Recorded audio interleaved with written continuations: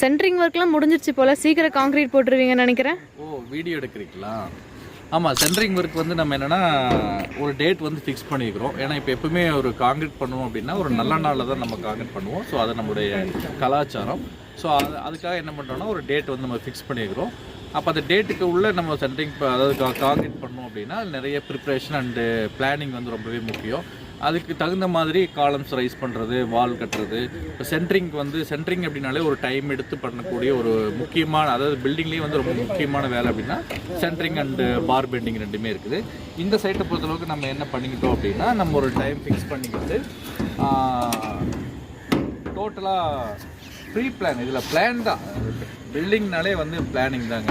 அது ஆரம்பத்துலேருந்து floor planning மட்டும் இல்லாமல் நம்ம கட்டக்கூடிய எவ்ரி திங் வந்து பிளானிங்கோட போச்சுன்னா டைம் சேவ் ஆகும், அதே மாதிரி மணி சேவ் ஆகும். இப்போ இந்த சைட்டை பொறுத்தளவுக்கு நான் முன்னாடியே முடிவு பண்ணிவிட்டு இத்தனாம் தேதி கான்க்ரீட் பண்ணணும் அப்படின்னு.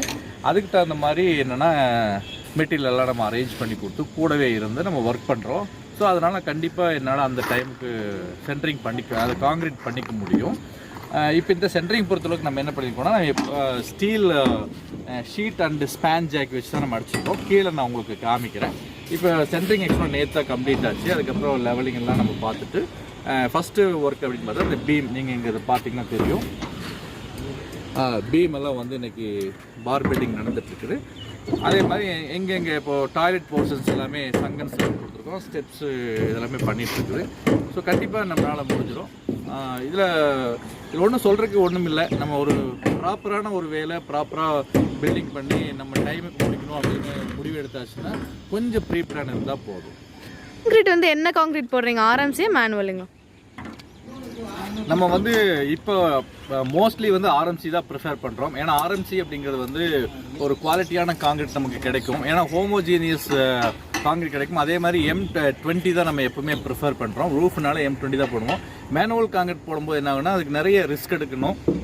அதாவது மெட்டீரியல் அரேஞ்ச் பண்ணுறது, கால்குலேட் பண்ணுறது, ஆளுங்களை வச்சு ஒர்க் பண்ணுறது, இதெல்லாமே நிறைய ரிஸ்க்கு. நம்ம சைட் சூப்பர்வைசர் மிஸ்டர் மணிகண்டன் வந்து எப்பவுமே எனக்கு ரொம்ப ஹெல்ப்பாக ஒர்க் பண்ணுறேன். அப்படி அந்த யங் ஏஜுங்கிறனால அந்த கற்றுக்கணும் அப்படின்ற எண்ணத்தில் மணி வந்து சூப்பராக ஒர்க் பண்ணுறேன். அப்படி நமக்கு ரொம்ப ஹெல்ப்ஃபுல்லான சைட் இன்ஜினியராக ஒர்க் பண்ணுறேன். அப்படி ஓகே. இப்போ ஏன்னா ஆர்எம்சி போடுறோன்னா இப்போது டவுனில் நிறைய இப்போது லேபர் பிரச்சனை நிறைய இருக்குது.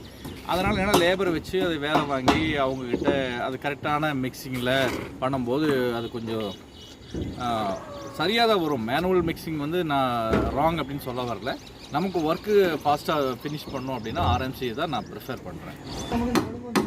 ஆமாம், அந்த ஒழுங்காக வச்சு இந்த 3 அடி அடிக்கும். அந்த ஃப்ளைட் வந்து இதில் உட்காரும். அப்படி தானே? ஆமாம், அது வந்து டேப்பர். அந்த டேப்பர் மார்க் பண்ணியாச்சு மணி படியெல்லாம் கரெக்டாக பண்ணி. ஏன் மேனுவல் மிக்சிங் அப்போ கான்க்ரீட் செட் ஆகிடுது, ரெடி மிக்ஸ் பண்ணுறப்போ செட் ஆகிறதுக்கு லேட் ஆகுது? நல்ல கேள்வி. மேனுவல் மிக்ஸ் வந்து நம்ம ஓபிசி அது பிபிசி சிமெண்ட் யூஸ் பண்ணி மேனுவலாக நம்ம சைட்லேயே மிக்ஸ் பண்ணி போடுவோம்.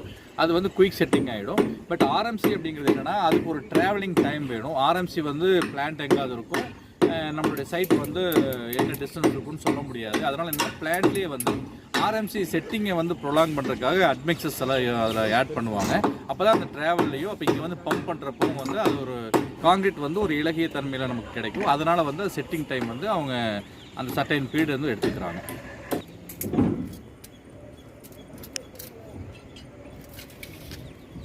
இங்கே என்ன பண்ணுறீங்க? இங்கே வந்து நான் பீம் டெப்த் வந்து கரெக்டாக இருக்கான்னு செக் பண்ணேன். ஏன்னா இப்போ நம்மளோட இந்த பீம் வந்து ஸ்ட்ரக்சரல் டைம் 15 இன்ச்சஸ் கொடுத்துருக்காங்க.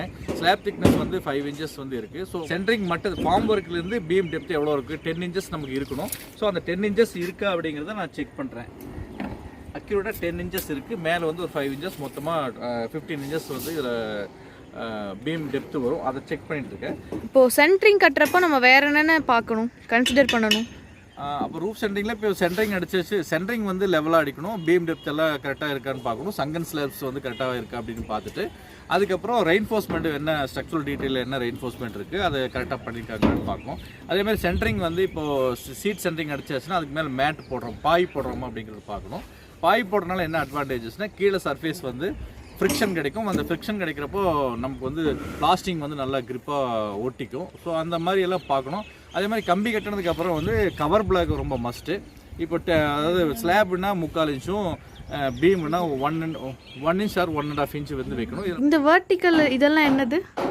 இந்த வெர்டிக்கல் தான் வந்து நம்ம ஜாக்னு சொல்கிறோம். இப்போ மேலே ஹரிசாண்டலாக இருக்கிறது எல்லாமே வந்து ஸ்பேன் அப்படின்னு சொல்கிறோம்.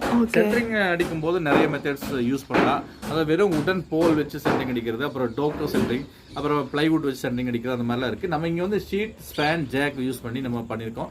ஏன்னா நம்ம ஆர்எம்சி ப்ரிஃபேர் பண்ணும்போது ஆர்எம்சி வந்து ஒரே இடத்துல லோடு நிறைய வர சான்சஸ் இருக்குது. அதனால் சேஃப்டி வைஸ் ரொம்ப முக்கியம். அந்த காங்கிரீட் வந்து பிளேஸ் பண்ணுறதுக்காக ஃபார்ம் ஒர்க் தான் சென்ட்ரிங் அப்படின்னு நம்ம சொல்கிறோம். அந்த ஃபார்ம் ஒர்க் வந்து ரொம்ப ப்ராப்பராக பண்ணலைன்னா அது விபத்துகள் கூட நேரிடும். ஸோ அதையெல்லாம் அவாய்ட் பண்ணணும் அப்படின்னா அதில் ரொம்ப கேர்ஃபுல்லாக பண்ணணும். அதனால தான் நம்ம என்ன பண்ணிட்டோம்னா இந்த சைட்டை பொறுத்தளவுக்கு இப்போ எல்லாமே ஸ்பேன் அண்ட் ஜாக், அதுவும் வுட் இதுவுமே யூஸ் பண்ணி நம்ம பண்ணியிருக்கோம். ஸோ இது வந்து சென்ட்ரிங் ஒர்க்கில் ரொம்ப முக்கியமான ஒன்று. ஏன்னா நான் ஏற்கனவே சொல்கிற மாதிரி தான், நம்ம என்ன மெட்டீரியலை தேர்ந்தெடுத்து என்ன மாதிரி ஒர்க் பண்ணுறோமோ அதோடைய ரிசல்ட் வந்து நமக்கு நல்லா வரும். அதுக்கு தகுந்த மாதிரி நம்ம நல்லா ப்ராப்பராக பண்ணிகிட்ருக்குறோம்.